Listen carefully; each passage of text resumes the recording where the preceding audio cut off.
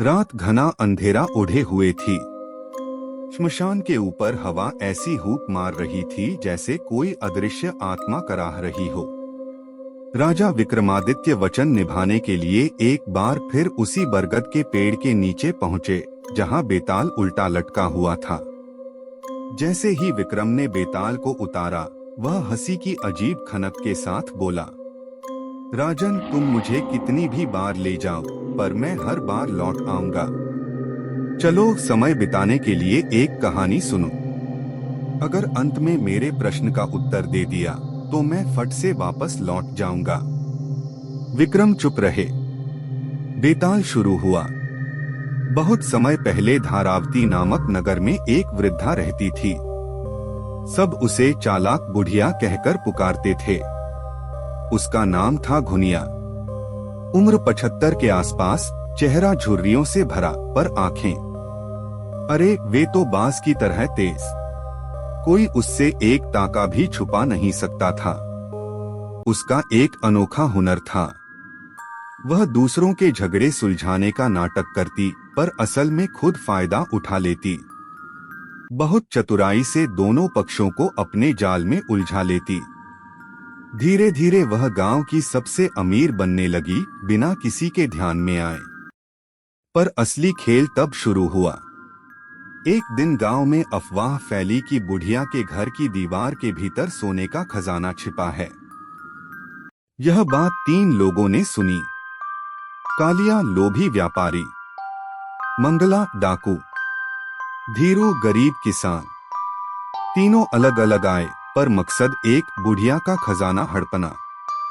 घुनिया ने जब तीनों के मन में लालच देखा तो बोली, अगर खजाना चाहते हो तो 3 काम करने होंगे।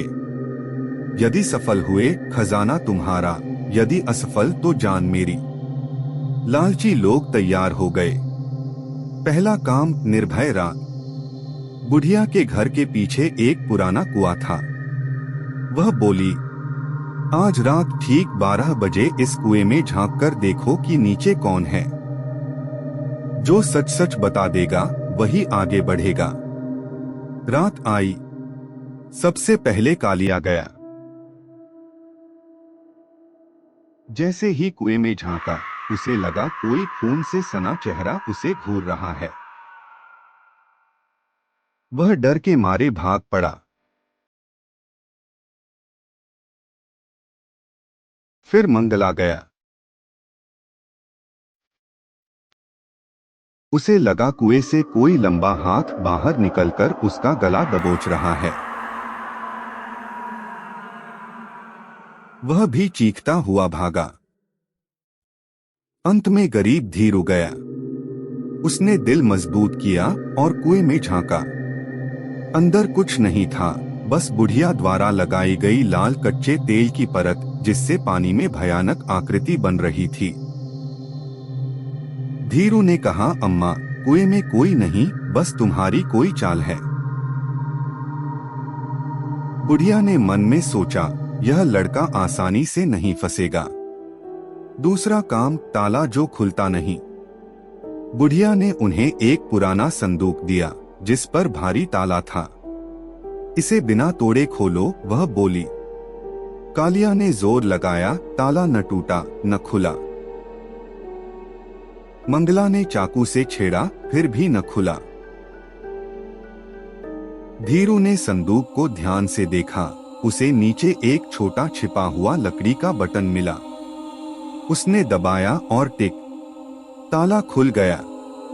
बुढ़िया चौंक गई। यह काम भी वह कर गया। बुढ़िया उन्हें एक गुफा में ले गई।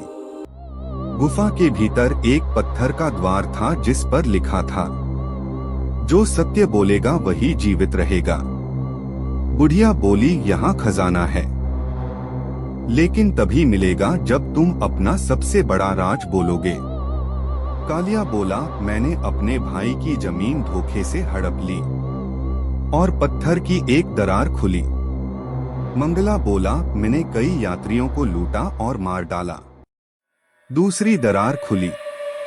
पर जैसे ही धीरू की बारी आई, पत्थर अचानक चमक उठा। बुढ़िया के चेहरे पर भय फैल गया। धीरू बोला, मेरा सबसे बड़ा राज यह है कि मैं जानता हूँ असली खजाना इस गुफा में नहीं बल्कि तुम्हारी लालच भरी चालों में छिपा है, और तुम ही उन सभी मौतों की जिम्मेदार हो जो खजाने की तलाश में हुई। अचानक गुफा कांप उठी। पत्थर का द्वार पूरी तरह खुला और भीतर अंधेरी धूल से भरा कमरा दिखाई दिया। अंदर सोना नहीं था बल्कि उन लोगों की खोपड़ियां जो लालच में फंसकर मारे गए थे। गुनिया चीख पड़ी, नहीं, मेरा राज खुल गया, अब मैं नहीं बचूंगी। गुफा ढहने लगी।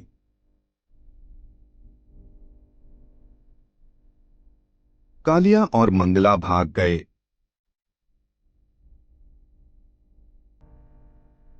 पर बुढ़िया पत्थरों के नीचे दबकर मर गई। धीरू बाहर आ गया, सच बोलकर और चालों को समझकर। कहानी खत्म कर बेताल बोला, राजन बताओ इन तीनों में सबसे समझदार कौन था, कालिया, मंगला या धीरू? अगर जानते हुए भी नहीं बोले तो तुम्हारा सिर फट जाएगा।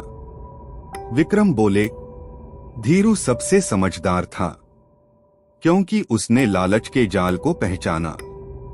जो व्यक्ति भय से न डरे, ताले में छिपी तरकीब पहचान ले और चालाकी को मात दे, वही वास्तव में बुद्धिमान है। बेताल जोर से हंसा। राजा विक्रम, तुम्हारा जवाब सही है। अब मैं फिर से पेड़ पर लौट रहा हूँ। और वह हवा में गायब हो गया।